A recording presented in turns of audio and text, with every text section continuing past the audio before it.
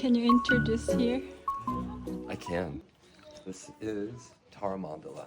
This is the land, and we are at the third floor of the temple, Dharmakaya. Yeah, Dharmakaya. And first built this temple, they had a Tibetan geomancy sort of professional, who knew how to read. And so when they were looking to place the temple, he came here and examined the land and thought, oh, this is a perfect place for a temple. Oh. Because when you look around and when you're thinking of where to position the temple, the road should come in from the east. And the road comes in right through the east there. And then he then said, if you look to the south, over here, you should see a dragon's backbone. It should be the silhouette of the ground, of the land, should be in the shape of the dragon's backbone. And you can see the rising of the hillsides here, how it's kind of shaped like a dragon's backbone. Yeah. And then if you come to the west, behind the temple, there should be a mountain.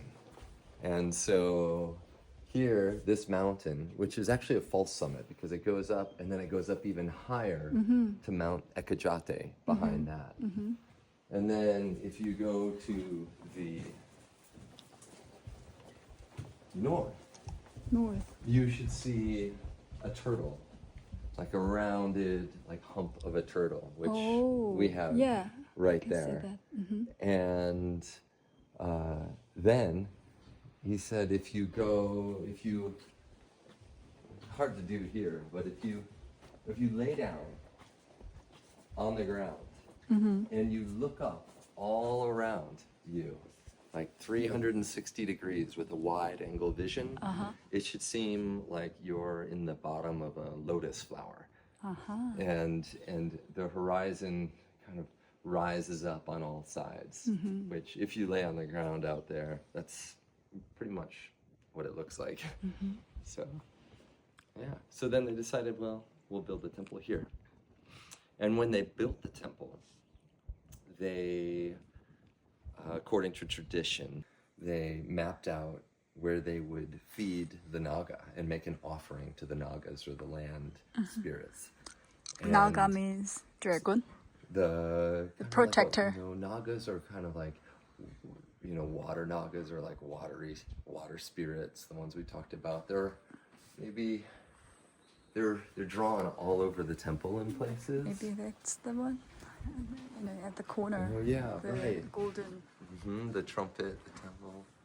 So underneath the temple, they mapped out a grid, and they drew a Naga with, one arm up and one arm like this. And in the left arm, I think it's the left arm, there is a vase that the Naga holds. And that's exactly right where you're supposed to dig and put the treasure and bury. And so that's what they did. They gathered all sorts of treasures and crystals and jewels and things like that, mapped out exactly where the Naga is right underneath the temple. And then they dug right where they're going to put and bury the treasure in the arm of the Naga. And on the first shovelful, they hit a rock. And they excavated the rock, took it and dusted it off. And it looks like an eye. Oh. Almost like a dragon's eye or something like that. It's just a perfect eye. And you can see pictures of it in some places around. Maybe even, I'm not sure if they're in the temple or the community building. But so this wisdom eye revealed itself on the first shovelful. And then, magical. And then they buried the treasure and built the temple. Interesting story. Yeah. So, Yeah. and I also heard that Lama Shiltrim buried something underneath the ground. It was buried, not just that treasure, but I think many things were Yeah, we said many prayers, rolled little like scrolls together, and put that all underneath the temple as well. A lot of things inside here, and I hope it's like it can be a kind of historical place. Maybe. When did they build this? It was, I think it was 2009 and 10, 2010 really, when it was erected. Yeah. Thank you for the introduction.